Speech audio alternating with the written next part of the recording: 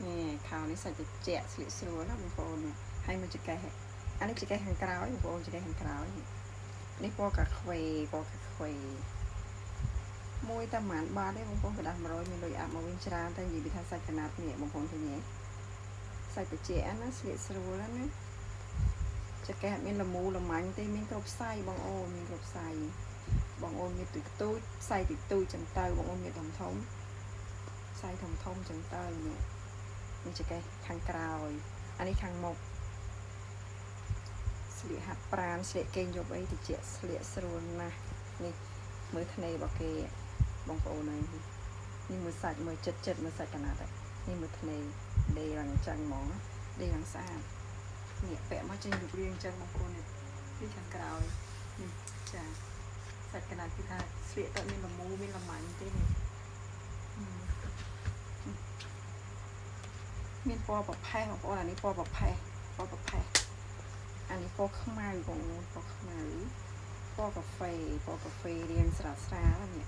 យឺតមែនតើបងប្អូននិយាយទៅខោអត់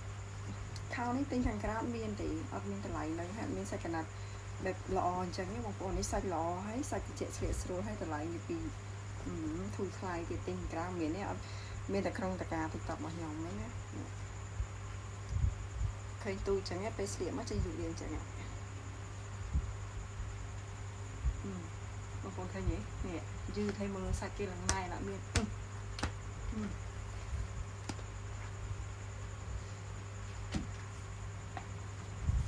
ញអត់បងប្អូនអត់មានលមូអត់មានអីទេសាច់កណាត់គឺថាមើលស្លៀកទៅនៅជាប់នឹងសាច់យើងស្អាតហ្មង